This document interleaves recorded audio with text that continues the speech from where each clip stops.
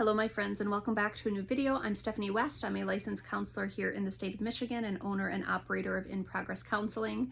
So less clinical and more kind of an affirmation today, because I think there are many who walk around and they feel just fundamentally misunderstood, and often misunderstood by those closest to them, specifically home of origin, families of origin, the people from whom we came, the people who had closest proximity to us, and the people who had, pretty loud messages of, hey, I don't like you, or hey, you make me uncomfortable, or hey, why are you such a weirdo?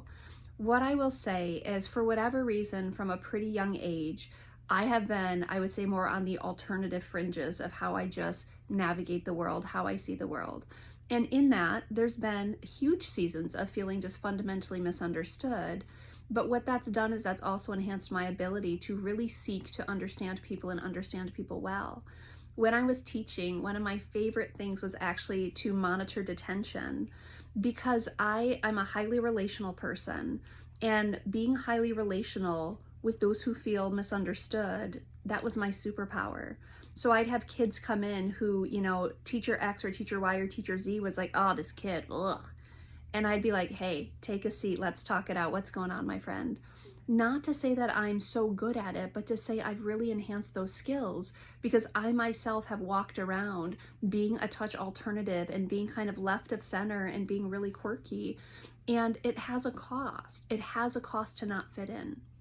But one of the things that I work through with a lot of clients who find themselves in that same position is we have to ask, what is the other person rejecting you? What are they missing out on? Because often we feel the pain of it, we feel the sadness, we feel the, the misunderstanding, the rejection, what have you. But the reality is, the person who is choosing to misunderstand, or who looks away, or who doesn't take time to look close and see the person with whom they're intersecting, they're also going to experience a pretty big cost. And so I was running it out with a client today who, probably one of the most dynamic humans I know. I mean, she is beautiful, and she misses it, unfortunately. But worse yet, people in her family miss it. And people in her family get highly affronted by her and really annoyed with her. And she is just a dynamic, beautiful human. And I said to her today, I said, here's the thing I want you to understand. They are forfeiting something extraordinary with allowing you into their life well. They're looking away. They're not wanting to understand you. In fact, they're pretty annoyed by how you present. But what a cost to them, because you spend your life in such a humble posture, pouring into communities, striving to be educated, striving to be effective, striving to orient the world toward good. And you're being reduced to some of your quirks. You're being reduced to some of the things that they find uncomfortable. They're the ones missing out.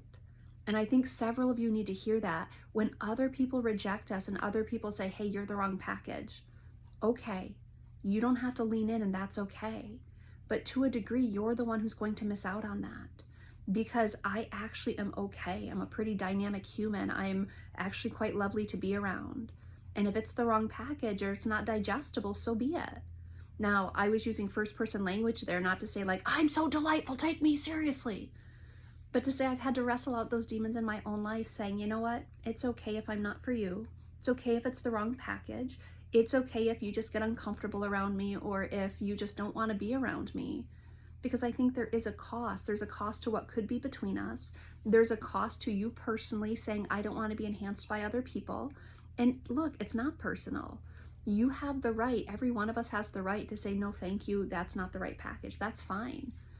But the alternative, and I would say the people who are more fringe that I get to intersect with, some of the most beautiful, compassionate, giving, altruistic, brave, honest, humble people I know. And some people really close to them miss it. And they're bothered by it, and they're annoyed by it, and they're uncomfortable around it.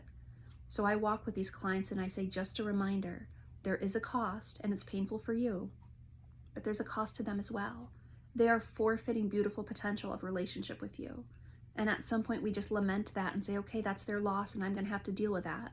But it's not personal. They're allowed to say no thank you, and I can still be okay.